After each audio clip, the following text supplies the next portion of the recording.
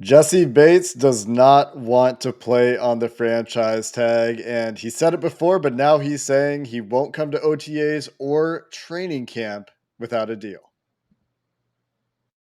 You are Locked On Bengals, your daily Cincinnati Bengals podcast, part of the Locked On Podcast Network, your team every day.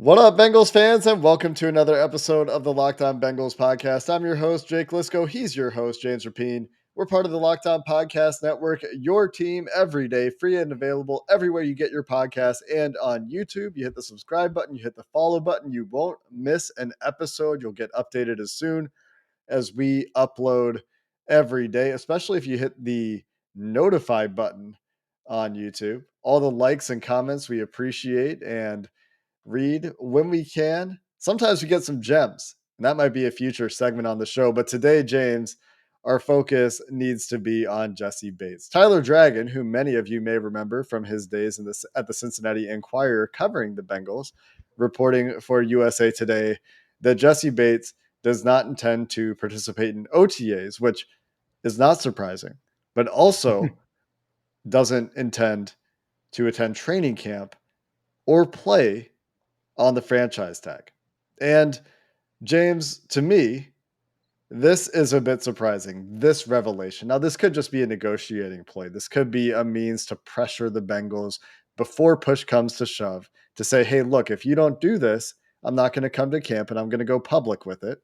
The source was anonymous, but you can assume it was probably from his agent or camp, and could just be, like I said, a pressuring tactic. But if he follows through on it, he's potentially forfeiting or risking 8 digits of money, of guaranteed money, and playing a game of chicken with an owner who let Carson Palmer retire until an offer he couldn't refuse came on the table to trade him. And so I think that's a risky game that Jessie Bates will be playing there if he chooses to follow through on the threats. It's what he's been doing, though. Honestly, I mean, that's what Jessie Bates has been doing with his agent, David Mulligetta. It's not like there wasn't a contract offer on the table last year, and they didn't get close. The two sides didn't get close. We've talked about Mulligetta. This dude wants Jessie Bates to get paid, and not just get paid like top 5 safety money. He probably wants him to be the highest paid safety or the second highest paid safety in the NFL. And the Bengals are probably looking around like, we're not doing that. We're not going to give you X amount guaranteed. And it's tough because you hope in these situations that there's a happy medium, because I think the Bengals are certainly better with Jessie Bates, goes without saying. You drafted this guy, you developed this guy, he's entering his prime age years wise, 24, 25, he's 25 now, he just turned 25 years old. He's younger than Joe Burrow. I mean, this dude ready to go, right? And should be hitting his stride, probably going to become a Pro Bowler, probably going to become one of these high-end players, hopefully a first-team All-Pro. Hasn't happened yet. But here's the thing with Bates. He's saying all of these things, right, behind the scenes, and his camp is doing that. He's coming off of his worst season. And that's the part that is – and I get he was great in the postseason. I understand his teammates love him. I understand he's a captain and he's a big part of that. Worst season. That matters. Season low in tackles, season low in passes defense, or career low in passes defense, career low in interceptions, all of those things, career lows, right? In fact, in some of the postseason interceptions, had more interceptions in the postseason than he did in the regular season. That shouldn't happen for obvious reasons. So that's the part of it that is interesting to me from Bates. I'm not shocked at this report. Didn't expect him at OTAs this week. As far as training camp, I still think that's a we'll see. Because it's one thing for David Mulligetta and that side of things to say this now, and it might not have been David. It might have been someone else in Bates's camp to leak this to Tyler Dragon. It's a whole nother thing for him to actually not show up in late July when the pads start, when you see clips of Joe Burrow and clips of Mike Hilton and clips of Dax Hill and company. Because if he wants that long-term deal, sitting out is probably not the best way to get it done, whether it's with the Bengals or elsewhere. So we'll see what happens here. But I would be surprised if week one, Jessie Bates is nowhere to be found. That would be a shocker to me, even though this report is out there today. But this is the first time he's threatened to not play. He said he didn't want to play on the franchise tag. Sure. But as far as I recall, and correct me if I'm wrong, he's never said, I'm not going to come to mandatory activities. I'm not going to play on the franchise tag. I don't think so. But he hasn't said this either, right? Technically. So that's the part is this much like when he hired David Mulligetta, and I'm sure there was plenty of conversations. I'm going to get you the best deal. I got Justin Simmons taken care of in Denver. It got a little ugly for a bit, but we got that deal done. I'm going to get you done. He fires his old agent, gets this new agent, and is like, oh, I'm going to get a deal done. Is this just the agent saying, look, it's going to get a little ugly here, but we're going to get it done? Because I don't think Jessie Bates is sitting at his house right now saying, oh, I'm not going to camp, or I'm not going to be out there week one if I don't get a deal done.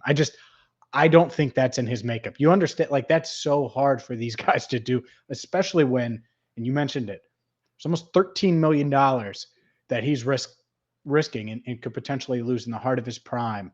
And I get it. It's a one-year deal. Players don't love the franchise tag. No player loves the franchise tag, but it's top of the market money.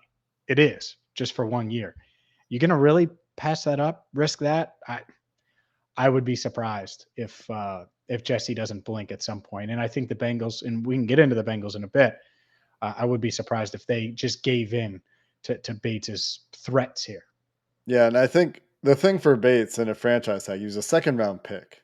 There's no fourth-year option for second-round picks that gives out that. I mean, he's made a lot of money, and I'm sure he's had endorsements on the side. I'm sure he's doing fine for money for a 25-year-old, right? But this is a life-changing payday.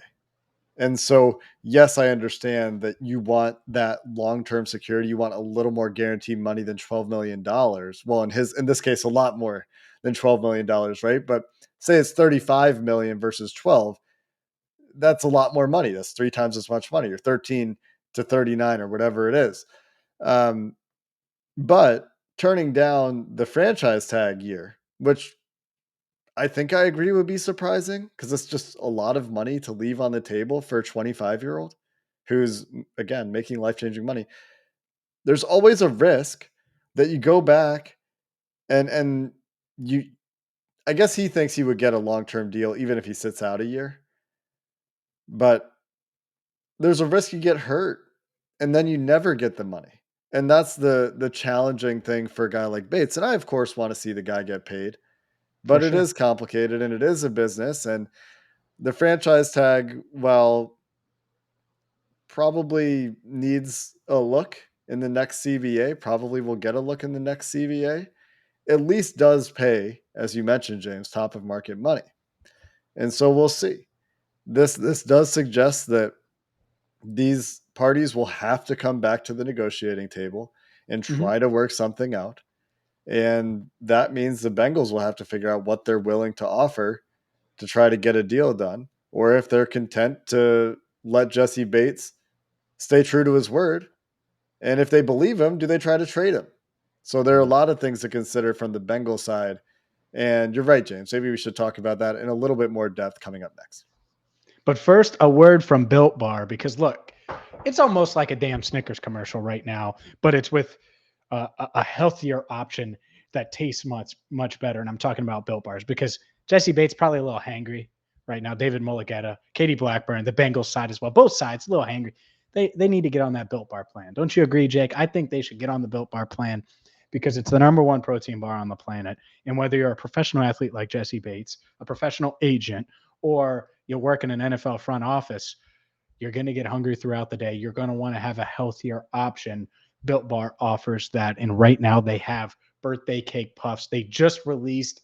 I've had one each day since I got my box delivered last week. Birthday cake puffs, 16 grams of protein, 150 calories, only 9 grams of sugar. And it tastes like birthday cake, covered in 100% white chocolate. Check them out right now at built.com. They have a ton of different flavors, and you can get 15% off right now. Like, if you're balling on a budget like Jessie Bates, waiting for that big time contract, well, you just got to use promo code LOCK15. Jesse, you can get 15% off right now. Promo code LOCK15 at built.com. Secret is Built Bars to get Jessie Bates back into the building. That's what we're saying. So, the Bengals they know I where to cracked the find code. us. I cracked the code. Yeah, we'll get a Built Bar vending machine in there that has the Locked On Bengals logo on it, and we'll get this entire team squared away. I think that's a damn good idea. Built Bar vending machine. Look at that. But for free for the players, because the Bengals no longer charge their players for Gatorade. Oh Right? no, yeah. Well, we're charging the Bengals to put it in there, but Right. it's a healthier option for the Bengals. Yeah, Right. better than giving but for the them players, whatever. free Built Bars. And that's what's important. Now, before we get to the team stuff, James, Yep. I do want to really quick, because this is all over Twitter. Like, this happened right before we started recording, and the reaction from fans, Yep. I guess, is predictable, but I'm still disappointed. We're mad at Jesse. Yeah, some people are saying just trade him. Some people are saying if he doesn't want to be here, good riddance.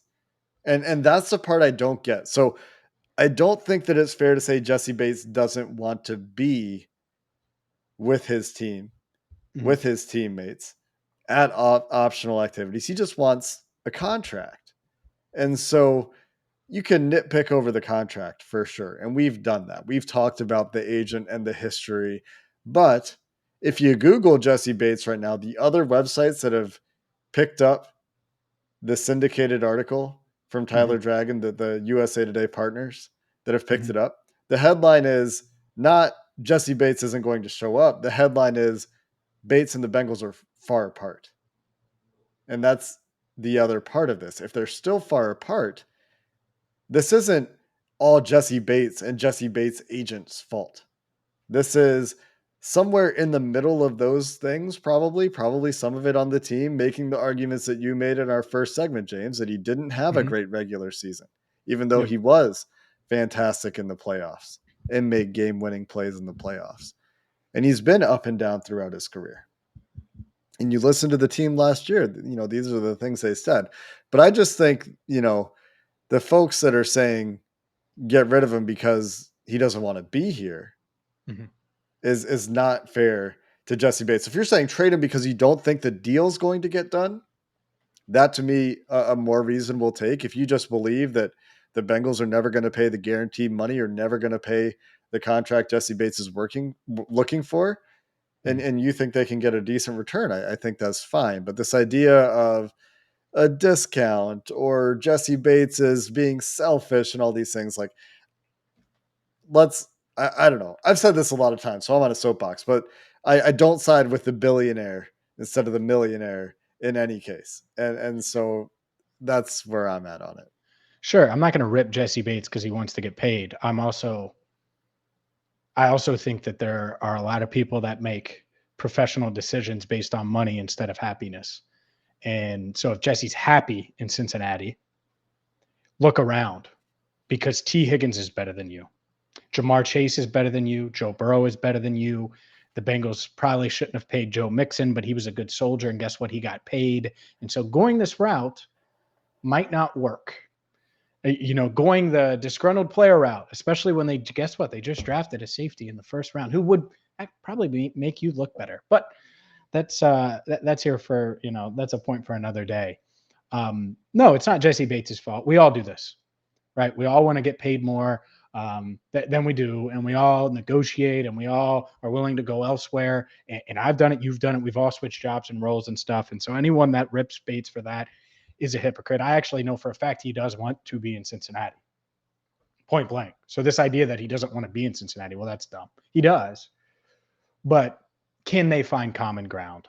And that's the part of it, right? Is Jessie Bates' agent and is Bates, are they open to lowering their asking price, especially from last summer when they were clearly still far apart?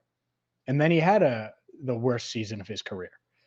Are the Bengals willing to up the offer a bit to sweeten it, to get it done with the salary cap rising and the odds of it in a couple years being a steal of a deal versus would it be now, which would probably be a market deal, right? A top 5 safety contract, which is what I would imagine would be reasonable and something that they should offer, right? The $15 million range per year. And again, there's guaranteed dollars and all of those things.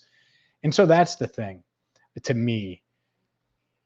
Is Bates doing this? What is that going to do to the Bengals front office? What are they doing right now? Are they like, we knew this was coming?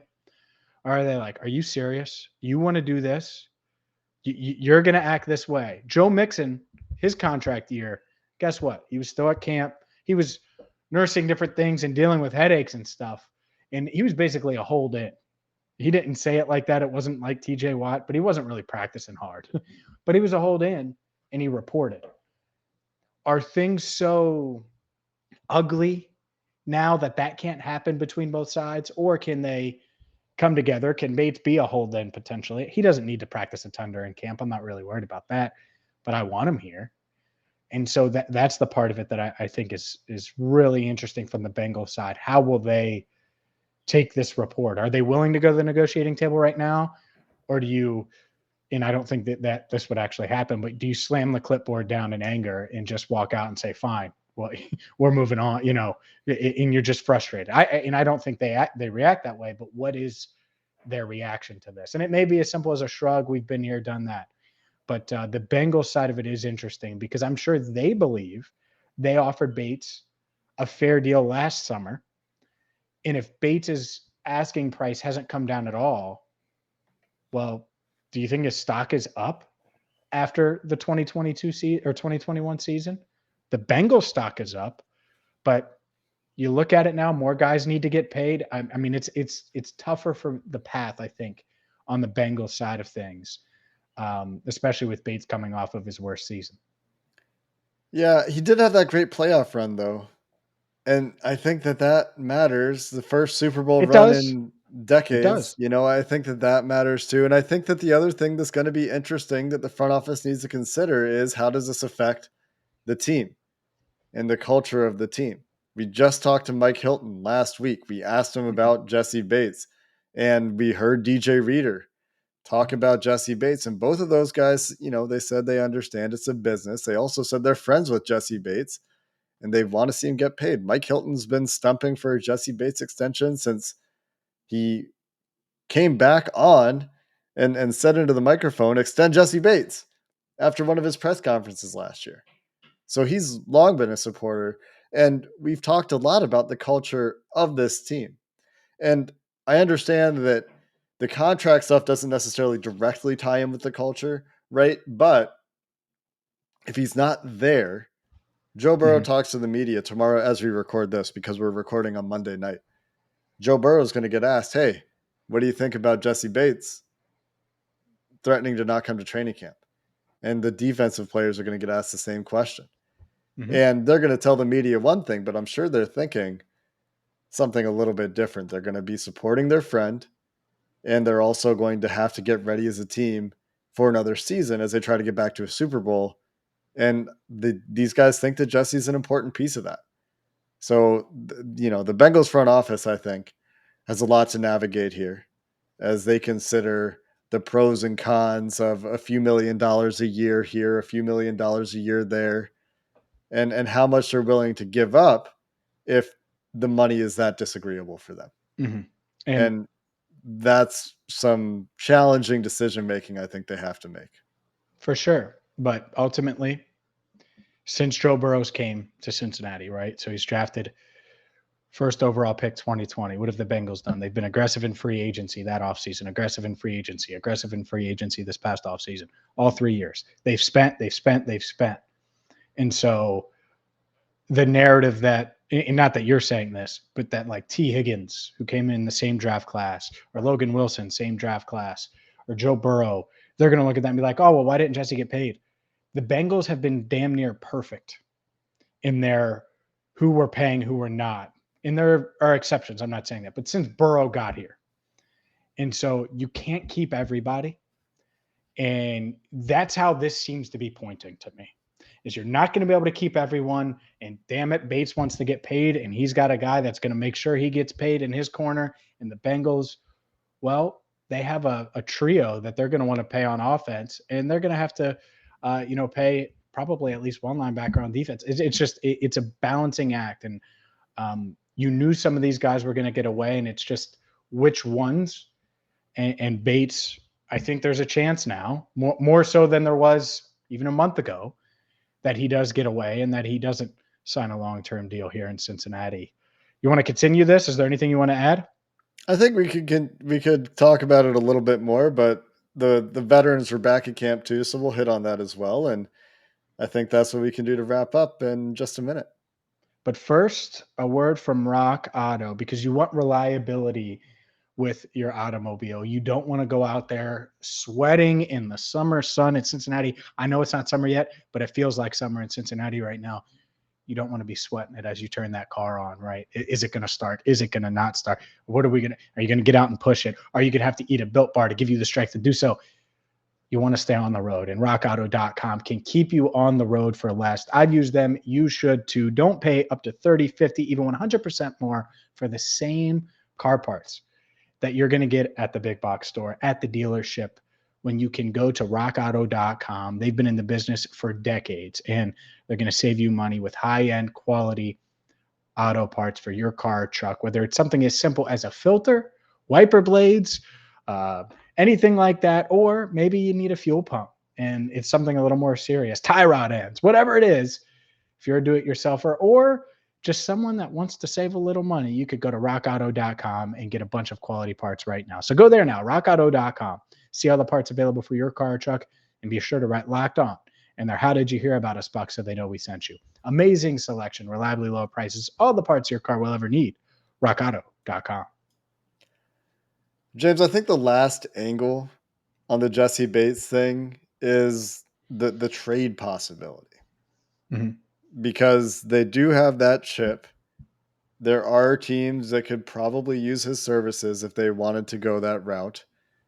I wonder if the compensation would be what they would want. Actually, there's two more angles. That's one. The other one is how far apart are they? But I wonder if there's compensation that would match what they want. Bleacher Report had a 7 trade scenarios from Alex Dumb. K Dumb. a week ago or so, and Yep. it suggested a second round pick from the Eagles. Yeah, dumb. By the So way, what do you think the Bengals are looking for? You think it's a first round pick? You think Minka Fitzpatrick is no, like the reference point? sure, but I think a second rounder.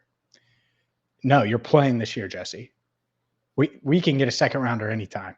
That's the message. I promise you. We're not trading you for a second rounder. We're not going to wheel and deal for a pick that's not going to help us this year.